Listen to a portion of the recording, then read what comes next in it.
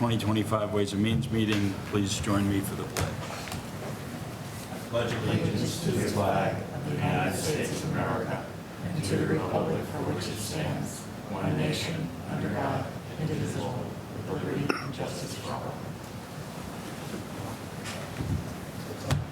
Welcome. Thanks for coming out on this summer evening and helping us get a quorum. I don't see anybody here for public participation. There's nobody online, so we'll move right on. The only announcement I have is that we had several volunteers, but Rob Neufeld is going to be our new representative on the electronic voting committee. Thank you, Rob. Thank you, Cheyenne, and Roger for volunteering. So as we move on, the first thing we need to do is just the annual reorganization. So I will take nominations for chair. John. I'd like to nominate Doug to be chair again. Thank you. Second. Second. All in favor, say aye. Aye. Opposed? Aye. Thank you. Now, We have to roll call. Online, it doesn't matter. We have to. oh, I guess we do. Well, again. Sorry, Mr. Chair. I just want to make sure it's official. No rules. Dot the i's. You can't get out of it, though. Cheyenne. Yes. Let's see. Chris Delaney. Yes. John Eiler. Yes. Deb McCarthy. Yes. Rob Neufeld. Yes. Ed Parsons. Yes. Rick Rosso. Yes. No Roger. David Tate. Yes. And I will vote yes. All right, thank you. Now for vice chair, any nominations? John? I'd like to nominate Ed Parsons to be vice chair again. Excellent idea. I'll second that. Okay. All those, oh, nope, can't do it. Cheyenne? Yes. Chris Delaney? Yes. John Eiler? Yes. Deb McCarthy? Yes. Rob Neufeld? Yes. Ed Parsons? Oh, Yes. Rick Rasso? Yes. David Tate? Yes. Excellent. All set. So now the only item that we need to vote on is the end of year transfers. These have to be completed by July 15th, I believe, to close out last year. We have an updated version that was emailed out just a little while ago, and then it's being handed out here. But if you haven't seen it, you can check your email with some corrections. And with that, pass it to Patrick. Welcome. Thank you, Doug. I'll start. John. Sitting over here, call the talent up to the table. I think this is the first time Patrick got a chance to meet everybody, maybe, at Ways and Means anyway. No, he was here. He's been here, was here last meeting? Well, second time. He's old. And everybody knows Rachel, but this may be your first meeting as part of the budget. I can't remember. But since they'll do all the work, I only wanted to come up and introduce them, and then I'll go back and sit down and let them Beautiful. do all the talking. Beautiful. You want to say any good things about that? What's going, okay. Thanks, John. So what do we have for transfers? So the updated email for those online did come from me, not John, in case you didn't find it. So only a few this year, kind of the same story as last year. So we're looking at a total transfer amount of just over $22,000. It's 0.013% of our operating budget, and it's $44,000 less than last year's transfer. Most are from salaries. We did have a couple people, that needed buyouts, and we had some retirements, and usually we can cover these with the same department's expenses. I can just real quick go line by line. So we have the same as last year. Town meeting salaries and expenses were over. The salaries were over because we had an extra night in September. And then same as last year, every time we have those zoning articles, there's a significant amount more backup, and it costs a lot to print. The next is select board salaries. We had a buyout, which we can cover with select board expenses. The assessor salaries were slightly over because of a miscalculation in longevity. And finally, we have recreation salaries were over, and that's due to 2 transitional advisory positions and some part-time costs. And those, again, were covered by their expenses. Okay. Do you have any questions? John? Thank you, Mr. Chair. Two questions. On the town meeting expenses, that budget was increased this year, so that shouldn't be a problem again. Good, I'm getting a nod from JD there, good. And the other one was, I noticed between version 1 and version 2 that the fire over time went away. I'm just curious to understand what happened there. How'd that go away?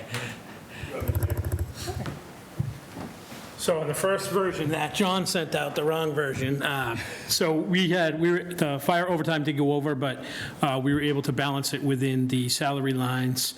At first, it was going to be about a $40,000 gap, but a few years ago, we had appropriated some money for fire department buyouts and didn't use it all, so there was still money left in there. And the reason it was over was because of a couple of retirement buyouts. So we were able to cover that without having to. So you didn't have to go from the expense line? Got it. Correct. Thanks. Other questions? Motion? Motion to approve the end-of-year transfers as stated in the revised version 2. Second. Cheyenne? Yes. Chris Delaney?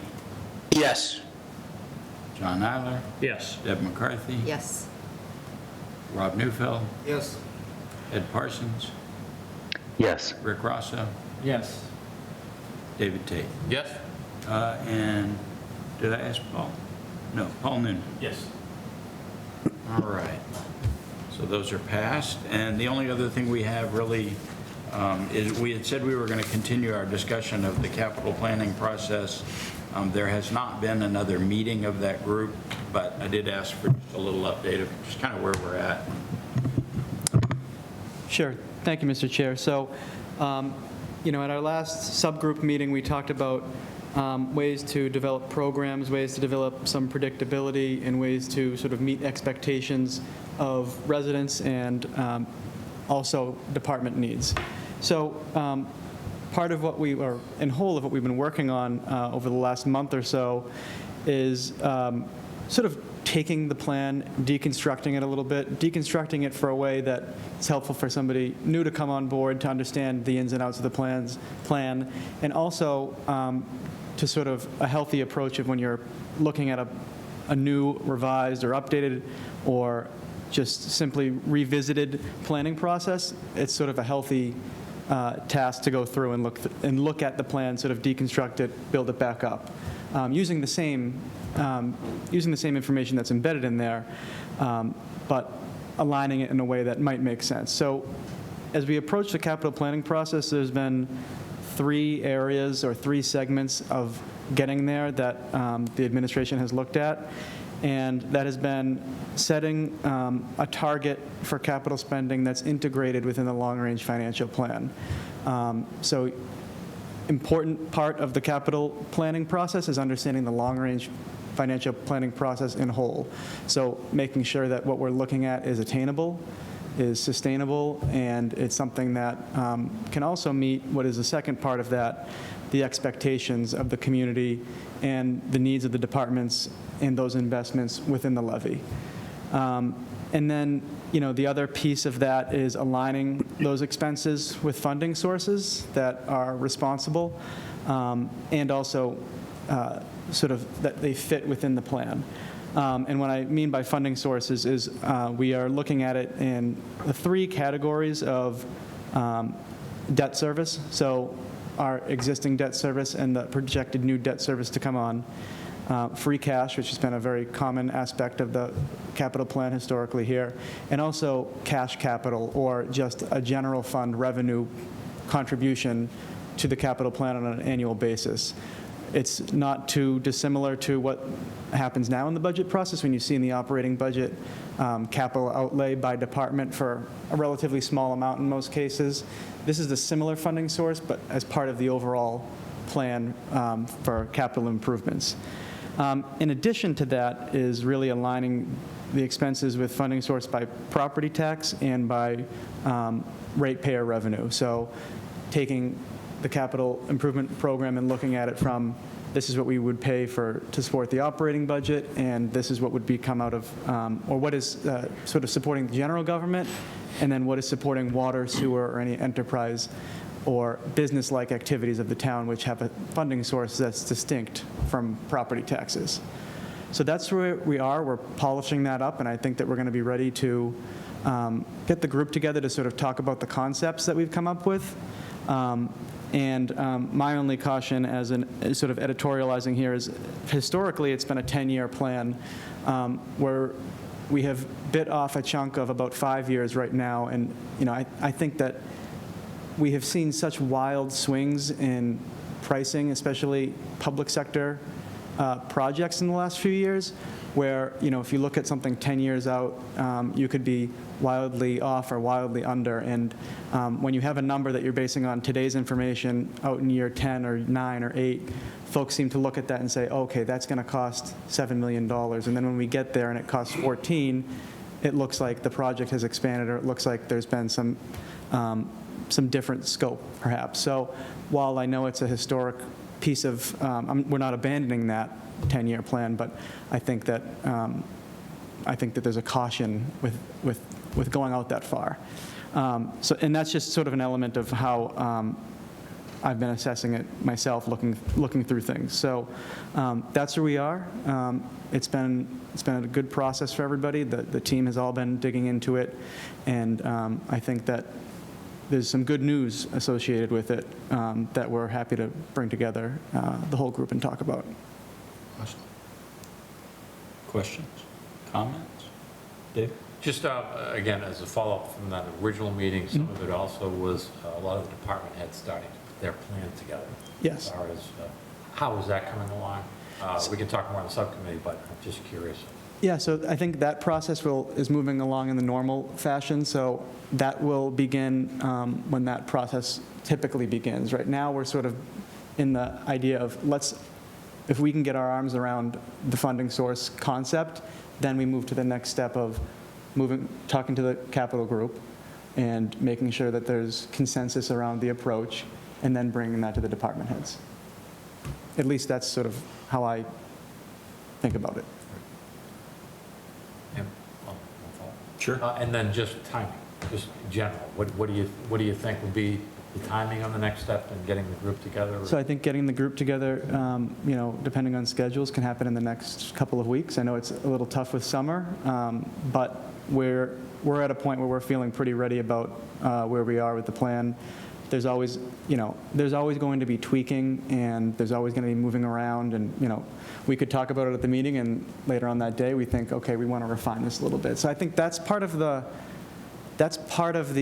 challenge, too, is that the long-range plan in itself is a dynamic document in that it should evolve. We print it, right, and we put it somewhere, but then it's just as good as it was when it was printed. So, we get more information, we refine our assumptions on a regular basis. So that will influence the plan, that will influence the concept of how we go about funding it. But I think we're ready in the next couple of weeks, and then, I think that will keep us on our timeline, on the usual timeline for getting all of that input from department heads and the committees. Thanks. Yes. I would just add, I think it's, and I think you're going to do this, but I think it's critically important that we have a presentation for town meeting, kind of where we're at, what it looks like now, what the thinking is, kind of how we want to approach it, and that'll satisfy a lot of people. I think there are a lot of questions. We missed the mark a little, although I'm glad we didn't do anything in May, because this is going to be a much better process and presentation, and it will look so different than what was presented in May that it's good to hold off and do it then. Yeah, and how I sort of approach this is we spend a lot of time looking at this information through spreadsheets, and then what I've already done is sort of started to put slides together, even if it's even if these are going to help explain it to myself, Yeah. All right, putting it in the sort of in Drive, right? So we've definitely, we're on that path. Awesome. Anybody else? Any comments about that? Anybody online? Thank you. All right, thank you very much. Very much. That's helpful. I don't think there's anything to report from, well, Mike's not here for police station. I believe he's in Portugal. From the high school standpoint, moving along, more design work. Nothing's changed since our last meeting with respect to when the next number comes out, kind of how we're going to approach that. Roger's not here for Fox Hill. Chris isn't here. Or Chris, do you have anything? Are they? There's a meeting tomorrow night at 6 o'clock. I know that there's been some new plans that have been kind of shepherded around. I wasn't at the last meeting, unfortunately. So hopefully I'll be able to, gather some information tomorrow and then next time we meet. Okay. I can catch everybody up on that. Thank you. Electronic voting hasn't started. Nobody's called me, so I don't know who's. No, I don't think so. John? Thank you. Yeah, at one of our previous meetings, there was a thought that with the high school, that if there is a special election, which I think is the plan for a debt exclusion, that notes for that would go out with tax bills. So it is this is a question for you, I guess, John. Is the select board on schedule to schedule that election such that that note could go out with the next tax bill, which would be in 3 months, I guess? So Terry from the High School Building Committee, the OPM, did reach out to ask if the, what the parameters were, what could go in a tax bill, and the treasurer did respond that they could, set the size, like something that would print on a piece of paper. Yeah. And Terry said that's what they would be looking. I haven't seen a draft of it yet. Once we do, I think everybody knows what the plan was. Doug and Terry and some of that group had come to the select board and sort of laid it out, which you all have talked about before, was to go to September town meeting for a vote contingent on a debt exclusion, that election would be held shortly after that. A date hasn't been finalized yet, but the plan was sort of laid out. I think maybe before printing, the select board could probably vote at their August meeting. Yeah. Sort of say, yes, we're down with that path. Yeah, I think that's the key, is just make sure that they do their vote to hold the election before we need to do the printing to get it in the tax bill. Yeah, I mean, so this, Before town meeting is the point. yeah, there's some, the tax bill will go out before town meeting. I think Right. maybe the semantics are, does the notice just say, this will be voted at town meeting? If approved, an election would follow shortly after that, so. Just want to make sure that you're all thinking of that timeline, that we don't miss the printer deadline or whatever. Yep. Yep. So Excellent. she gave the dates, and Terry gave us kind of the thumbs up that they have it on their mind. So we'll make sure all those Ts are crossed. Thank you. Well done. Anything else? Anybody have anything? Oh, minutes. Minutes from June the 4th. I had some corrections that came in. I made those corrections. So I would entertain a motion, if anybody. Motion to approve the minutes from June 4th. 4th. Seconded, Cheyenne, Yes. Chris Delaney, Yes. John Eiler. Yes. Deb McCarthy. Can I abstain? You can. Always. It is always an option. Rob Newfield, Yes. Paul Noonan. Just catch me with the abstains. Ed Parsons, Yes. Rick Rosso, I wasn't here, so I'm going to abstain. you got it. And David Tate, Yes. and that passes. And that's all we have. We have a motion to adjourn. Yes. Second. Thank you. Thank you online. Thanks for taking time.